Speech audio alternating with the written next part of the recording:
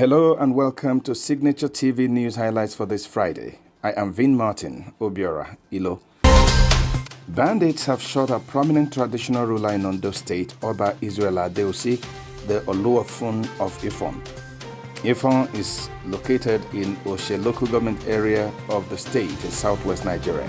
Oba Adeosi was said to be returning to his town from Akure, the Ondo State capital, where he went for a meeting with other frontline traditional rulers in the state.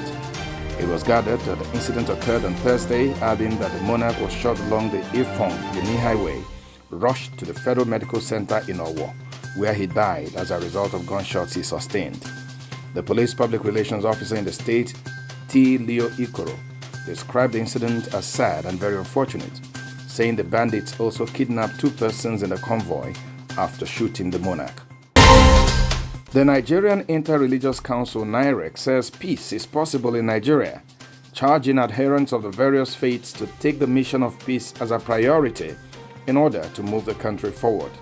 SignatureTv correspondent Damilola Abudu now reports on the 4th quarter annual meeting held in Abuja on Thursday.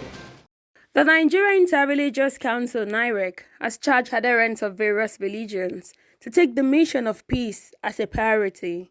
Speaking at the 4th quarter meeting of the council, the chairman, Reverend Father Cornelius Omonokwa, said Christians and Muslims are called to live in peace and therefore should see each other as brothers. According to the Reverend Father, since 1999, NIREC has actively given counter-narrative to the strategy of the terrorists and mischief makers. Also speaking at the event, the Secretary General of the Federation, Boss Mustafa, attributed the insecurity being experienced in the country to the lack of proper orientation of citizens. The theme for this 4th quarter 2020 meeting, Question for Peace in the Challenges of Insecurity and COVID-19, is very apt, considering the fact that peace and security are very critical ingredients for growth and development. I have always attributed the lack of peace, the high tense atmosphere in which we live and congregate, because of the breakdown of our value systems and the relegation of our traditional institutions. He therefore charged NIREC to use its network of religious and traditional rulers to deepen our communal living for the collective growth of the country.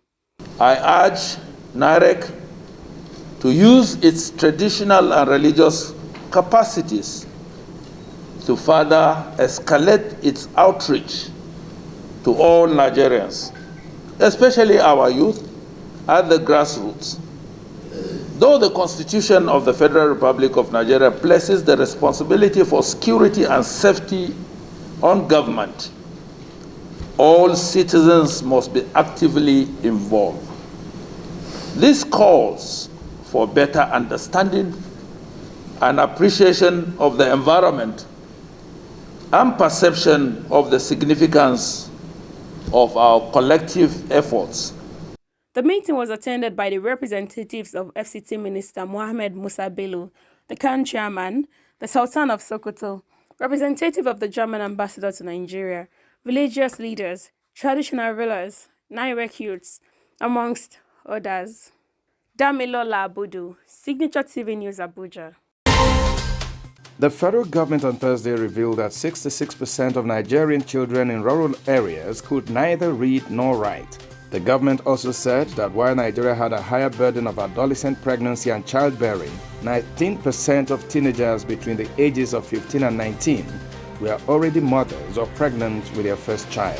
Quoting the National Demographic Health Survey, the government said that pregnant adolescent girls had poor health-seeking behavior, while about 32% of teenage women less than 20 years did not receive antenatal care. The Minister of Health, Dr. Sagie Ehanire, represented by the Director and Head Department of Family Health in the Federal Ministry of Health, Dr. Salma Anaskolo, stated this during the closing ceremony of a 2-day stakeholders consultation towards ministerial commitment for educated, healthy, and thriving adolescents and young people in West and Central Africa.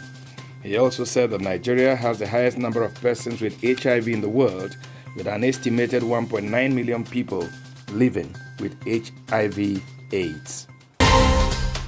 Former chairman of the Independent National Electoral Commission INEC, Professor Mahmood Yakubu, has appealed to the National Assembly to pass the Electoral Act Amendment Bill latest by the first quarter of 2021. He made the appeal on Thursday when he appeared before the Senate Committee on INEC at the National Assembly complex in Abuja.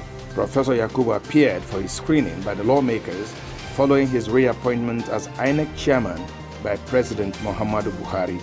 He informed the senators that passing the piece of legislation within the time frame recommended was critical for the success of the 2023 general elections. The former INEC chairman stressed that it was extremely important for the electoral legal framework to be finalized in due time, saying INEC cannot conduct elections under uncertainty. Professor Yakubu, however, said INEC would continue to deepen the use of technology for elections and explore other ways in which the electoral process could benefit from technology. Arsenal secured their place in the last 32 of the Europa League after their 3-0 win against Molde. Nicolas Pepe opened scoring in the 50th minute, putting his red card against Leeds United behind him.